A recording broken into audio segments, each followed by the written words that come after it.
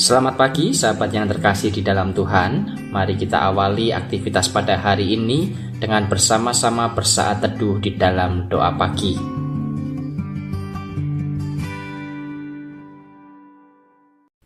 Shalom, selamat pagi Bapak Ibu, Saudara, para sahabat setia Kristus dimanapun pada saat ini berada.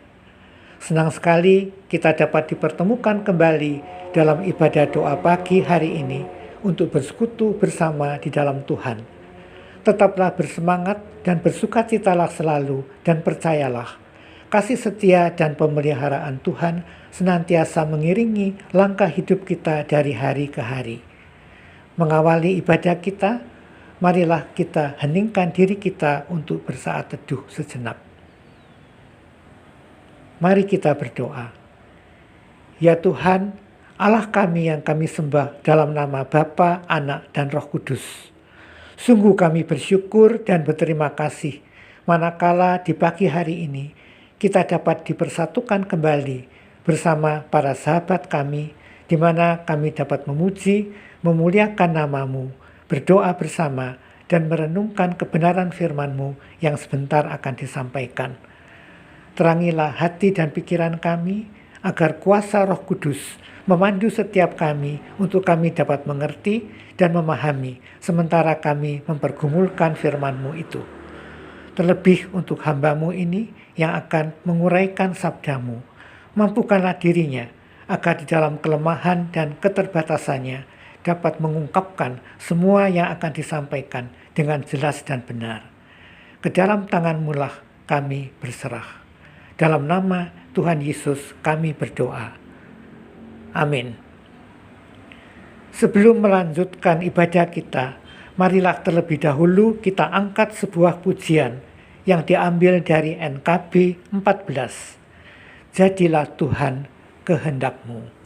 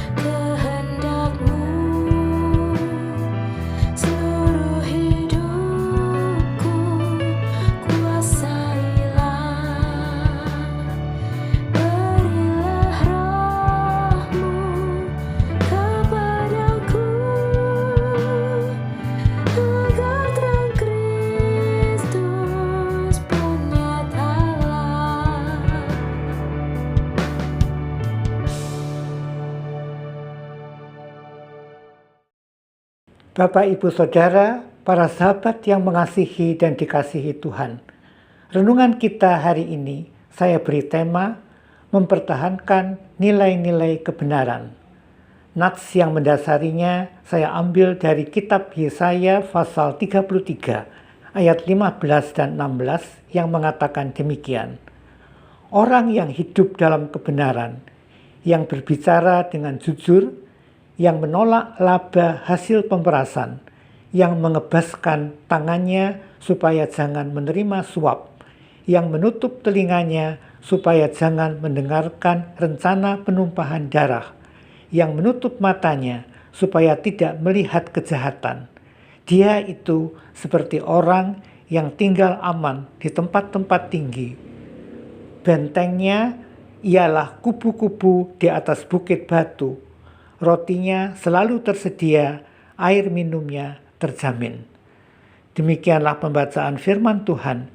Yang berbahagia adalah setiap orang yang mau mendengar firman Tuhan, menyimpan, memeliharanya, dan mempergumulkannya, serta selalu melakukannya dalam kehidupannya setiap hari.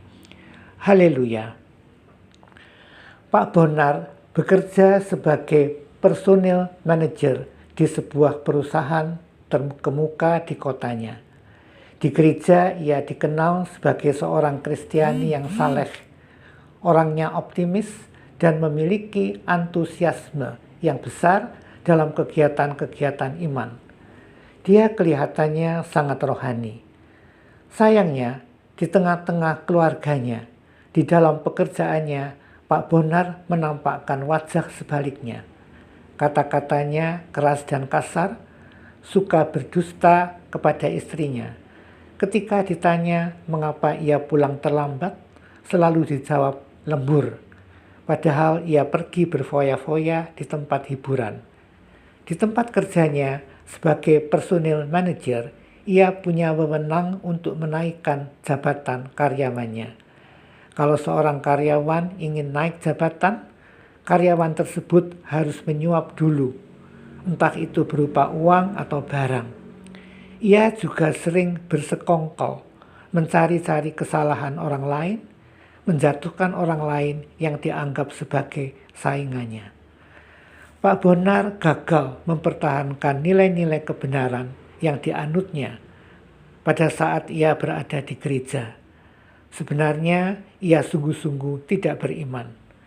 Sahabat, bukankah tidak jarang kita menjumpai orang-orang semacam Pak Bonar di gereja bersikap begitu rohani, tetapi dalam menjalani hidup kesehariannya sangat jauh dari nilai-nilai rohani. Bukankah sebagai orang beriman, kehidupan rohani kita harus selalu kita pelihara dengan benar? Sungguh harus selalu kita junjung nilai-nilai kebenaran secara nyata, bukan saja ketika kita di gereja, tetapi juga dalam kehidupan kita kapanpun dan dimanapun. Sahabat, bagi seorang olahragawan, mempertahankan sebuah gelar juara yang dimiliki adalah lebih sulit daripada ketika ia merebutnya. Sebelum menjadi juara, seorang olahragawan sangat termotivasi untuk berjuang, mengeluarkan semua kemampuan terbaiknya untuk bisa menjadi juara. Setelah berhasil menjadi juara, ia tentu harus berupaya lebih keras lagi untuk tetap mempertahankan gelar kejuaraannya agar tidak direbut orang lain. Bukankah demikian juga dengan kehidupan iman kita? Manakala kita sudah memiliki iman untuk kita harus selalu hidup dalam kebenaran, bukankah kita juga harus berupaya keras untuk terus memegang, merawat, memelihara, dan mempertahankan nilai-nilai kebenaran yang telah kita anut dan miliki. Bacaan kita hari ini dalam kitab Yesaya pasal 33 ayat 15 mengajarkan kita sejumlah nilai-nilai kebenaran yang harus kita pegang, kita taati, dan kita aplikasikan dalam seluruh aspek kehidupan kita. Hanya orang yang menjalankan kehidupan yang saleh, yang keluar dari lubuk hati yang tulus, dianggap benar di hadapan Allah.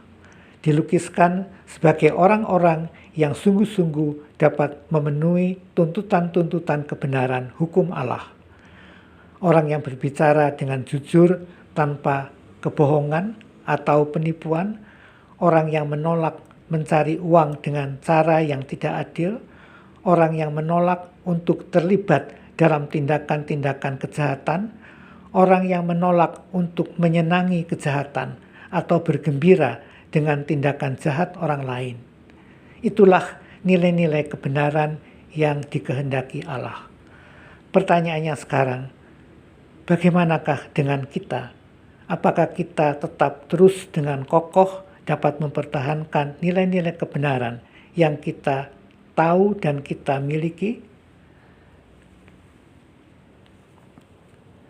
Sahabat, setiap orang membutuhkan pegangan dalam menjalani kegiatannya.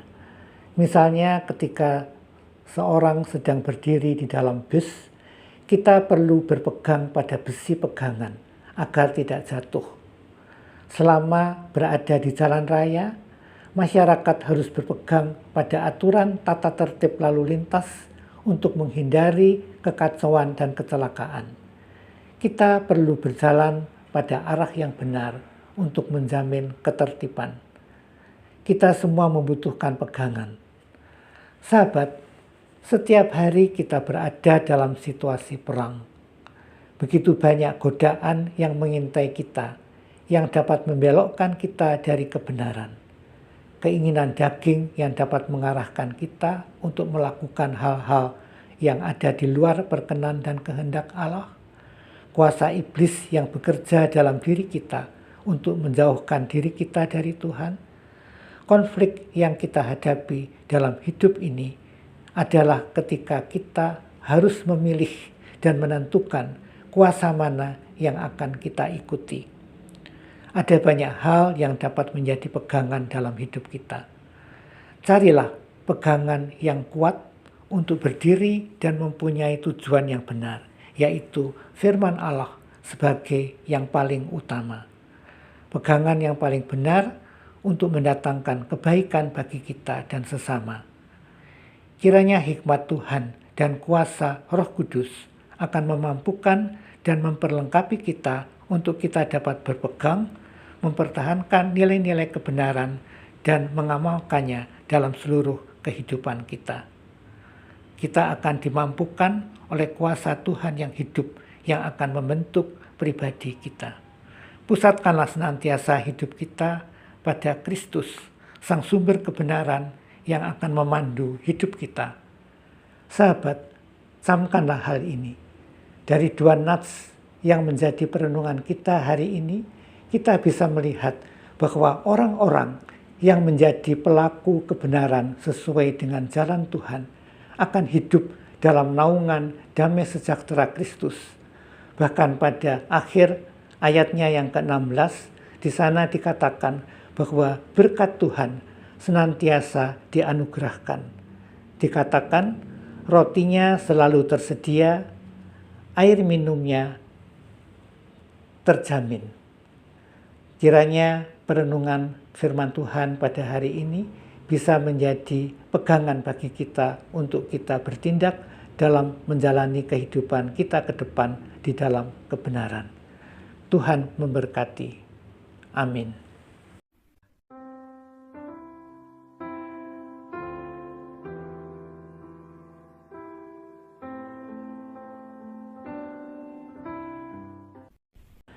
Sahabat Kristus yang setia, marilah kita naikkan bersama doa-doa syafaat. Terima kasih ya Tuhan atas penyertaan Tuhan dalam ibadah doa pagi hari ini. Kiranya semua yang kami peroleh hari ini boleh semakin memperkokoh pengenalan kami akan Tuhan dan juga akan semakin mendukung kami di dalam kami menjalani kehidupan yang benar, seturut dengan hukum dan perintah Tuhan. Tuhan, pada saat ini kami ingin mendoakan setiap umat Tuhan di dalam pergumulan hidup mereka. Tuhan berkati mereka di dalam pekerjaan mereka, kehidupan rumah tangga mereka, serta juga kehidupan iman dan rohani mereka, agar mereka tetap taat dan setia pada Tuhan, hidup dalam sukacita dan kebenaran. Bagi mereka yang memiliki berbagai macam masalah, Dikau mau hadir di tengah-tengah kehidupan mereka untuk menolong dan memberikan jalan keluar. Kami ingin mendoakan juga akan kehidupan berbangsa dan bernegara, khususnya menyongsong pilkada yang sebentar akan digelar. Dikau ciptakan suasana yang benar-benar kondusif, sehingga kehidupan masyarakat tetap berjalan aman, tentram, dan penuh damai sejahtera. Akhirnya kami ingin menyerahkan diri kami masing-masing dalam melakukan aktivitas kami hari ini, baik dalam pekerjaan maupun pelayanan kami. Kiranya dalam pengawalan dan pendampingan Tuhan, semuanya dapat berjalan dengan aman dan lancar, boleh menjadi berkat bagi banyak orang dan dalam berbagai macam hal. Di dalam semuanya, biarlah nama Tuhan yang selalu dipermuliakan dan diagungkan. Terima kasih Tuhan untuk semua yang boleh kami doakan. Terpujilah nama Tuhan sekarang sampai selama-lamanya. Amin.